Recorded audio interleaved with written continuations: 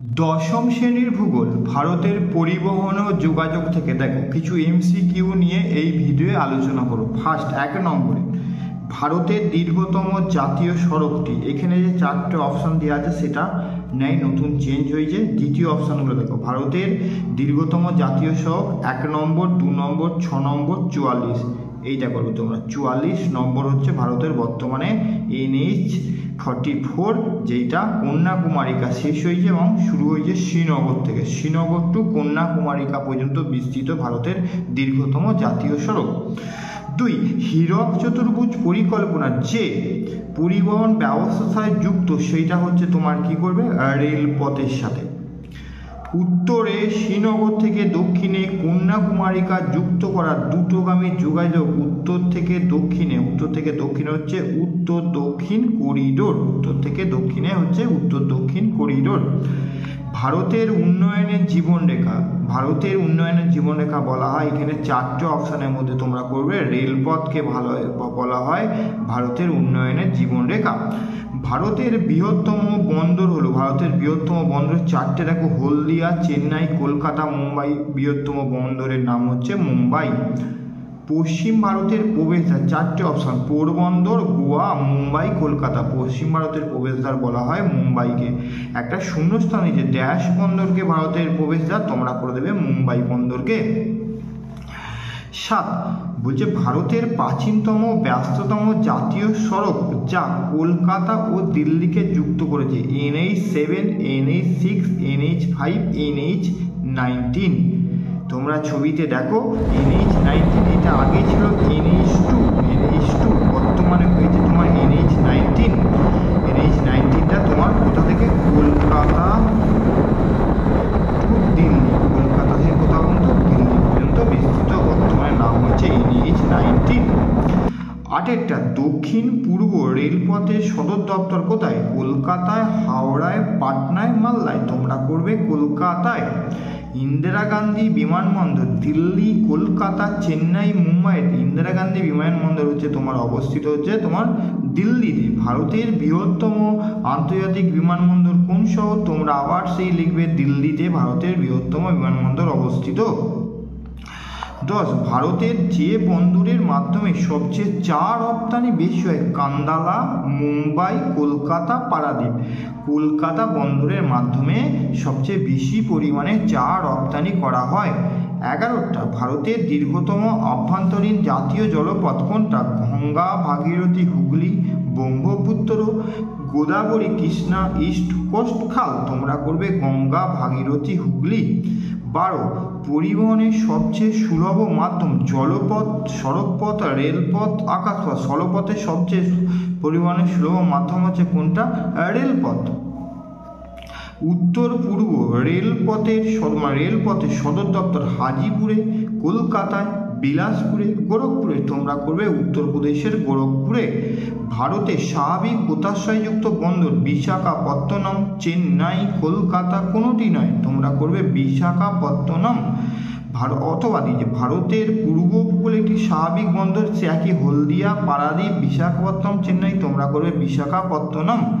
তারপরে 15 যে পশ্চিমবঙ্গের জলপাইগুড়ি, শিলিগুড়ি, কোচবিহার, কলকাতা শহরকে উত্তর পূর্ব ভারতের প্রবেশদ্বার বলে। তোমরা করবে শিলিগুড়িকে বলা হয় উত্তর পূর্ব ভারতের প্রবেশদ্বার। 16, কোন দুটি স্থান ভারতের দীর্ঘতম জাতীয় সড়ক NH-44কে যুক্ত করেছে? আমি কি বললাম, এখানে অপশানে নেই, কন্যাকুমারিকা শেষ পয়েন্ট, আর ওদিকে শুরু হচ্ছে শ্রীনগর। হ্যাঁ, এখানে অপশানে নেই। এটা বারাণসী থেকে কন্যাকুমারিকা, যেটা আগে নাম ছিল NH7, বর্তমানে হয়েছে NH4। এই বারাণসীটা তোমার কোথায় চলে গেছে, শ্রীনগর পর্যন্ত। শ্রীনগর থেকে কন্যাকুমারিকা।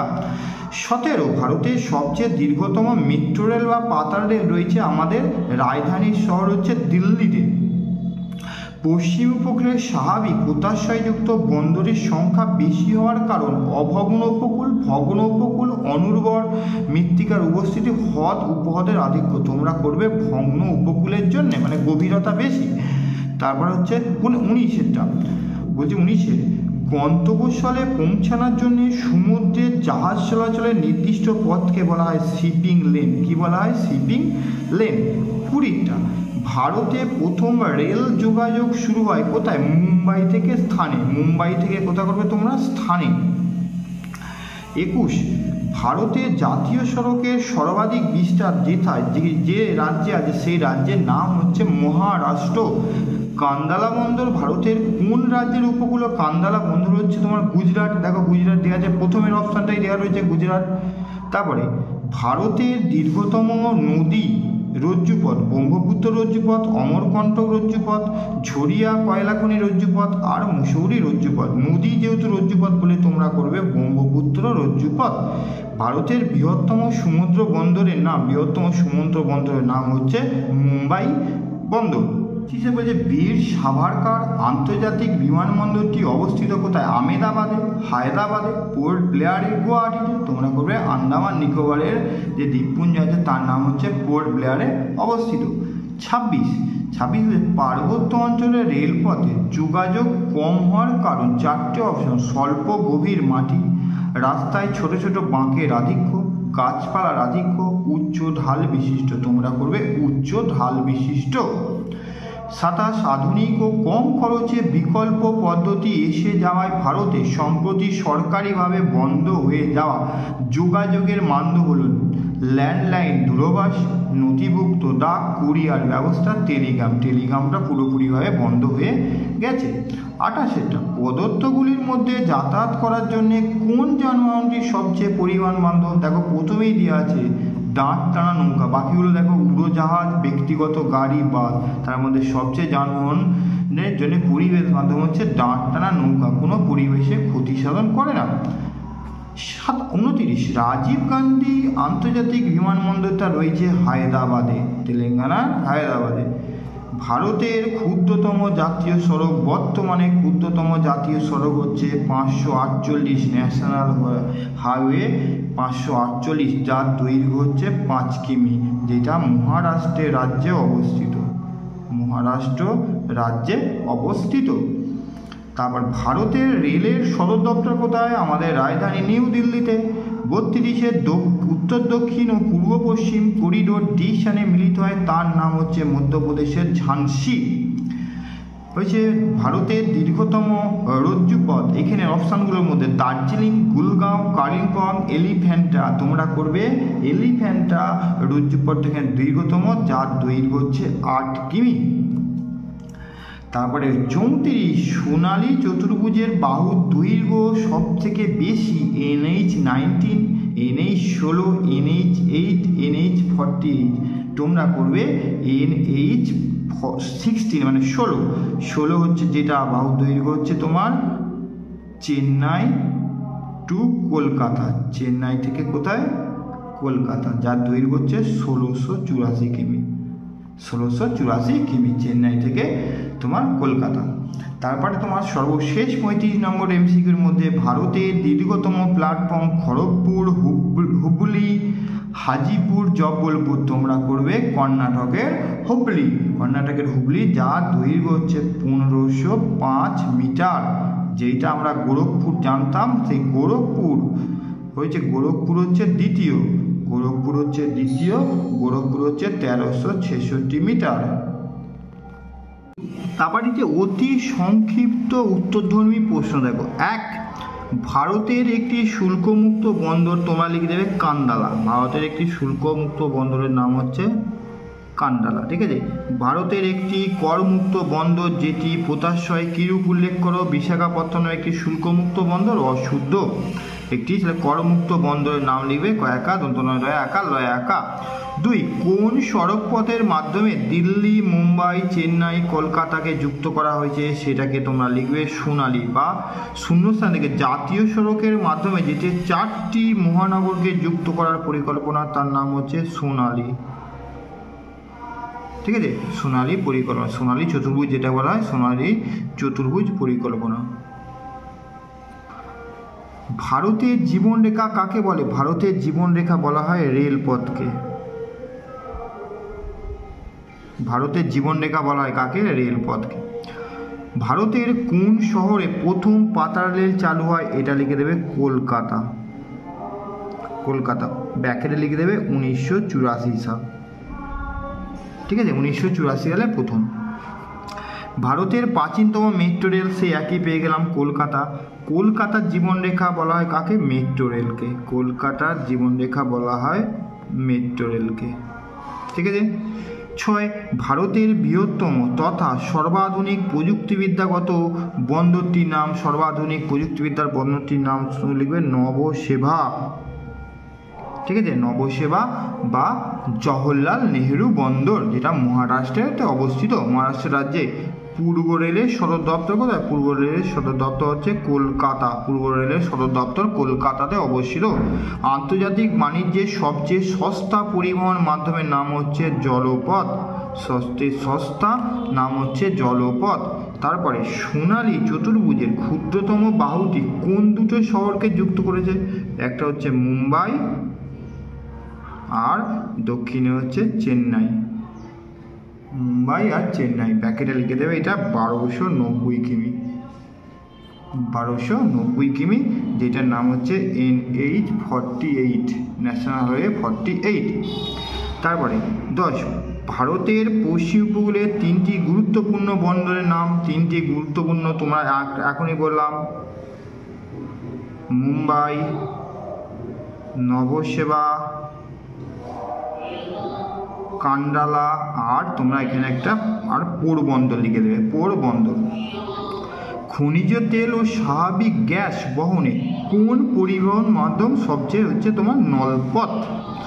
কত সালে ভারতে প্রথম ইমেল চালু হয়? এটা লিখে দেবে 1971। পশ্চিমবঙ্গে অবস্থিত আন্তর্জাতিক বিমানবন্দরের নাম হচ্ছে দমদম বিমানবন্দর। দমদম নামে ব্যাকেট নেবে দমদম, যেটা নেতাজি সুভাষ চন্দ্র বসু বিমানবন্দর। ঠিক আছে। তারপর ভারতের উচ্চতম সড়ক পথের নাম লে থেকে মানালি। লে থেকে মানালি, হ্যাঁ, লে থেকে মানালি।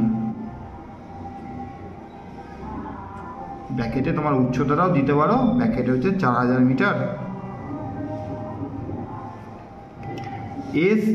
SMS এর ফুল ফর্ম কি? SMS এর ফুল ফর্ম হচ্ছে তোমার শর্ট মেসেজিং সার্ভিস, VICE। তারপরে ভারতের একটি বেসরকারি বিমান সংস্থার নাম কি? বেসরকারি অনেকগুলো বিমান সংস্থার নাম আছে, তোমরা একটা নাম ভালো করে লিখে দেবে। দন্তস্বয়ে পয়াকা হর্ষই দন্তস্ব Jet, SpiceJet. Air Deccan, AR Deccan. Indigo,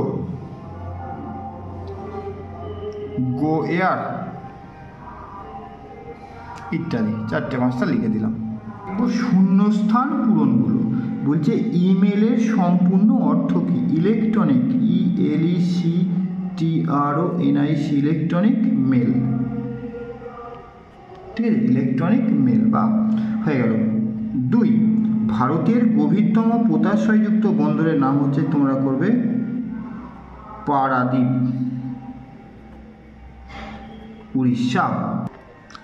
3 নম্বর, ভারতের মেট্রো রেলের সদর দপ্তর কোথায় অবস্থিত? মেট্রো রেলের সদর দপ্তর হচ্ছে কলকাতা। শিলচর পোরবন্দরকে সংযুক্ত ড্যাশ করিডোর, এটা লিখে দেবে পূর্ব পশ্চিম করিডোর। ড্যাশ হলো পূর্ব ভারতের একটি পরিপূরক বন্দর, এটা লিখে দেবে হলদিয়া। দিল্লি, কলকাতা, চেন্নাই, মুম্বাই এই 4টি মেট্রো সড়কের যে রেলপথ দ্বারা যুক্ত করার তার নাম হচ্ছে হীরক চতুর্ভুজ পরিকল্পনা। হীরক চতুর্ভুজ। বিশ্বের প্রাচীনতম ব্যস্ততম পরিবহনের মাধ্যমের নাম হচ্ছে সড়কপথ। ড্যাশ বন্দরকে স্বামী বিবেকানন্দ, ড্যাশ বিমানবন্দরকে নাম হচ্ছে, এটা লিখে দেবে স্বামী বিবেকানন্দ বিমানবন্দর হচ্ছে ছত্তিশগড়ের Raipur.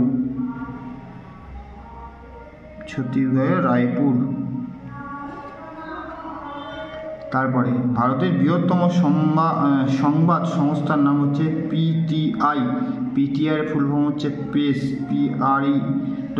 Trust, trust of India. এবারে শুদ্ধ অশুদ্ধ বলছে কলকাতা একটি সমুদ্র বন্দর, না কলকাতা নদী বন্দর। তাহলে প্রথমে একটা অশুদ্ধ লিখলাম। ছত্রপতি শিবাজী আন্তর্জাতিক বিমানবন্দর কলকাতা, এটা ছত্রপতি শিবাজী বিমানবন্দর হচ্ছে মুম্বাই অবস্থিত। কলকাতা বন্দরটি স্বাভাবিক প্রত্যাশ্রয়যুক্ত বন্দর, না কলকাতা একটি কৃত্রিম প্রত্যাশ্রয়যুক্ত বন্দর। রজ্জুপথের প্রধান ব্যবহার হলো দুর্গম অঞ্চলে যাত্রী ও পরিবহনের কাজ, এটা তোমার শুদ্ধ। দক্ষিণ ভারতের বৃহত্তম বন্দর হচ্ছে চেন্নাই, এটাও তোমার শুদ্ধ। নাম্বা মেট্রো বেঙ্গালুরুতে অবস্থিত, নাম্বা মেট্রোতে বেঙ্গালুরু, এটাও তোমার করবে শুদ্ধ। এবার সর্বশেষে বাম দিকে ছিল ডান দিকে, দেখো পারাদ্বীপ, পোর্ট ব্লেয়ার, হলদিয়া Barauni, NH national waterway 3 Kochi দীর্ঘতম নাব্য জলপথ। এটিকে দিচ্ছে নলপথ। কেরালা ব্রহ্মপুত্র নদ ভারতের নবীনতম বন্দর। আর উড়িষ্যা পারাদ্বীপ বন্দর হচ্ছে উড়িষ্যা রাজ্যে অবস্থিত, এইটা হয়ে গেল 1। পোর্ট ব্লেয়ার হচ্ছে নবীনতম বন্দর। হলদিয়া বারাউনি হচ্ছে নলপথ, এটা হচ্ছে তোমার 3। আর NH ন্যাশনাল হাইওয়ে বা কোচি দিয়েছে, কোচি হচ্ছে তোমার কেরালা, এটা হচ্ছে তোমার 4। আর দীর্ঘতম নাব্য জলপথ দিয়েছে এখানে তোমার 5।